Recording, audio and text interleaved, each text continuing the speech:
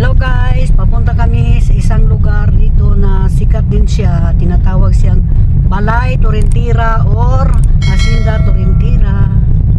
Pabigla-bigla lang itong biyahe namin ni Janelle. Time check is 1:38 in the afternoon. At mukha siyang uulan. Ayan. Tingnan lang natin guys kung anong mangyari dyan. Malapit lang ito dito sa amin guys, Tugbok District din ito siya. At matagal ko na rin plano na magpunta dito, kaso lang perming mintis, perming sipiat. Kailan kayo bayad ah? Sabi mo gana malutog, manok yung mama daw. Wala ka katilaw, daw na po ka mura, na po ka guys, pasok na po kami sa isang lugar, Hacienda Torrentera. Dito lang po ito matagpuan sa Tugbok District. Sa area, Hacienda Torrentera, isa itong malaking farm. Hacienda Torrentera kami guys, wala na daw ang yung grapes guys. Yun lang sana ang gusto ko makita. Nandito na po kami guys sa Hacienda Torrentera. Pero sad to say, yun palang kanilang grapes. Pinuputol na pala para magkaroon na naman ng bagong dahon. After 3 months na daw saka yun magbunga. Ganun palang style sa mga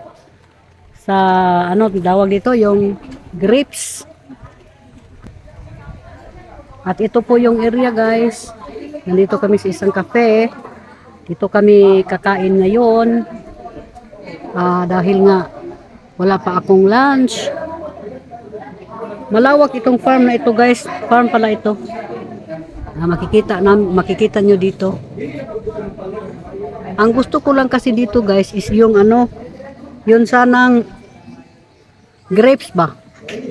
Pero minamalas talaga si Kamimay, wala na tayong magawa dyan. Diba? Ayan yung kanyang bulaklak guys. Hindi ko alam kung anong klaseng tanim ito. Mukhang ito, fern. Ayan, may butterfly pa siya. Super lawak yung lugar dito guys, ang Hacienda Torrentera. At sana yung niya dyan, yun ang vineyard niya guys na pinuputol na pala.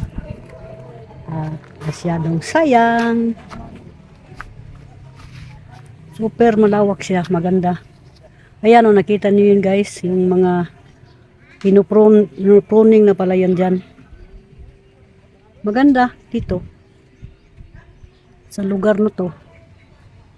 Sobrang presko din ang hangin.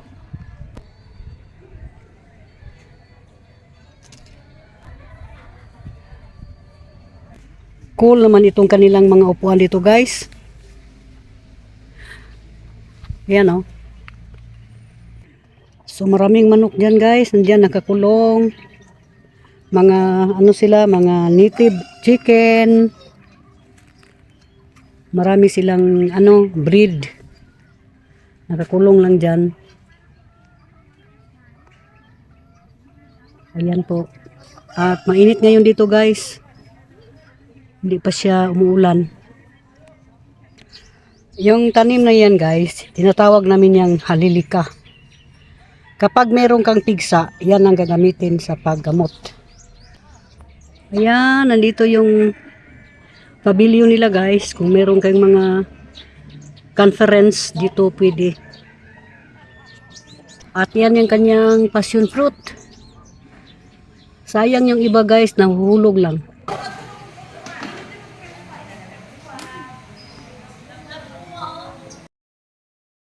Hello guys. Good afternoon sa lahat. May 1 na ngayon, 2025 at medyo mag-alis ako ngayon kasi nga magpalinis kami kay Speedy kasi nga sobra ng dumi.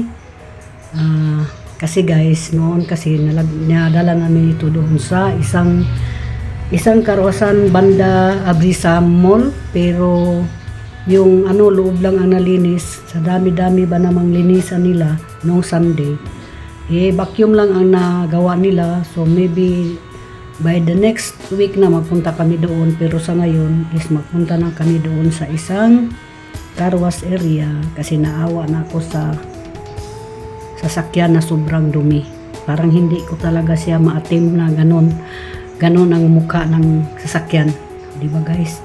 So ingat kayo guys at salamat talaga sa inyong pagsusunod sa akin ngayon sa aking mga video. Thank you so much.